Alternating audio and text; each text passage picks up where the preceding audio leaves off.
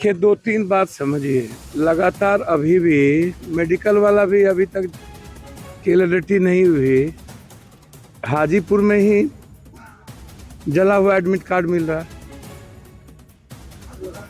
और जो परिस्थितियां हैं पूरे देश के बच्चों के भीतर डर और शंका बनी हुई है कि हम लोग की लाइफ का क्या होगा।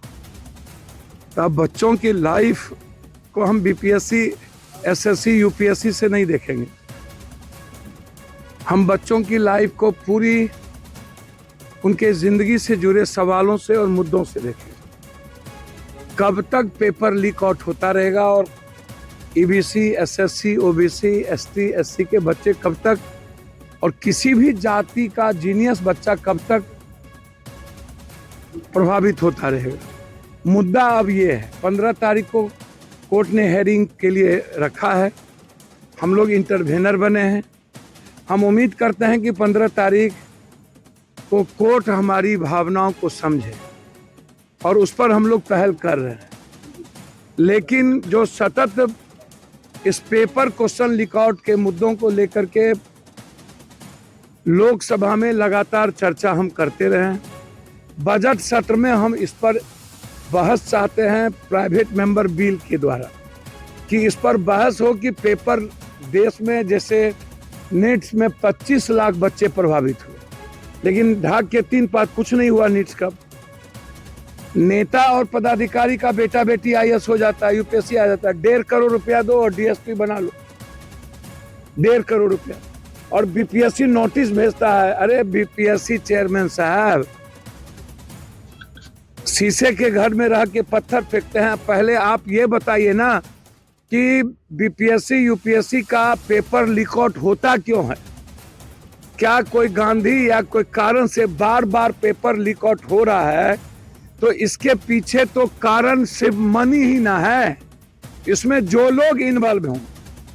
लेकिन क्या इससे जब पेपर लीक आउट होगा तो सरकार बचेगी, संस्थाएं बचेगी, आप बचिएगा? आपके पास जवाब क्या है?